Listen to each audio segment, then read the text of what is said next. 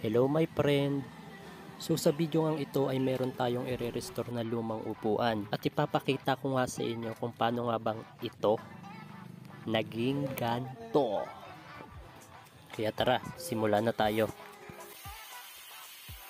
Sinimulan ko nga muna siya sa pamamagitan ng paggamit ng cutting disc.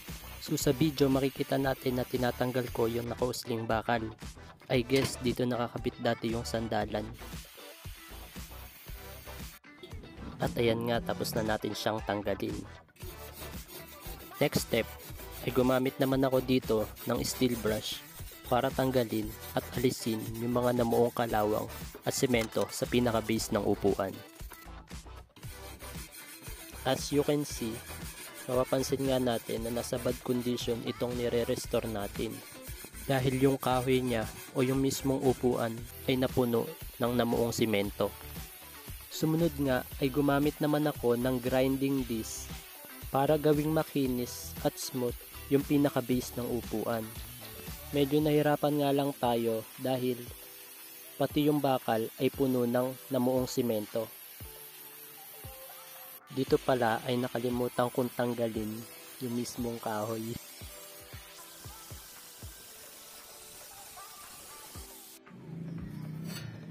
At yan, sinimulan ko na nga ring alisin yung mismong kahoy. As you can see, ay dahan-dahan ko lang tinatanggal yung bawat screw.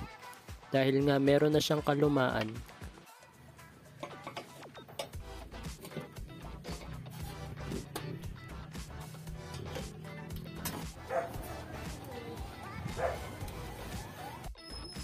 At yan my friend, tapos na nga natin tanggalin yung bawat screw niya.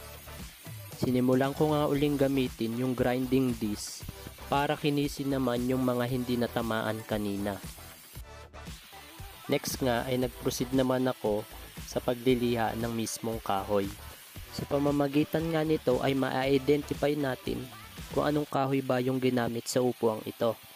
Ito yung pinaka-satisfying part para sa akin, yung malaman ko kung ano yung itsura ng mismong haspi ng kahoy.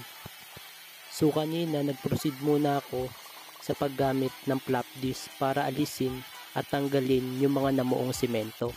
Ngayon, since makinis na siya, ay nag-proceed na agad ako sa 120 grit na liha. At yan nga, unti-unti na nating nakikita kung ano ang itsura ng haspi ng kahoy. Sa tingin ko nga ay narang kahoy ang ginamit sa upuang ito.